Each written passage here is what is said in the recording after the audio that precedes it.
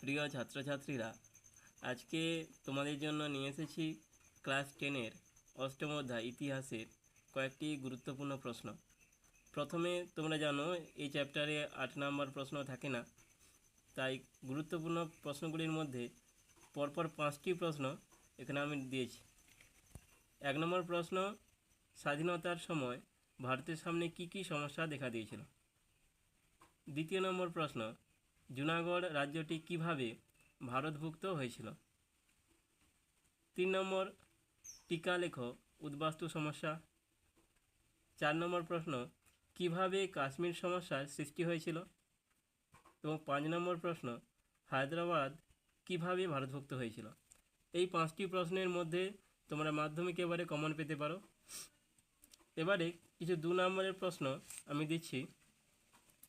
টিকা লেখো নেহেরু লিয়াকত চুক্তি। উদ্বাস্তু সমস্যা বলতে কী বোঝো। 3 নম্বর, পিওকে কি। 4 নম্বর, এলওসি কি।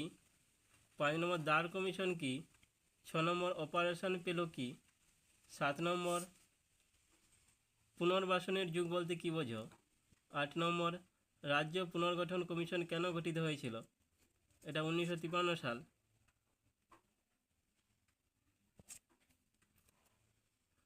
কাকে লৌহ মানব বলে কেন।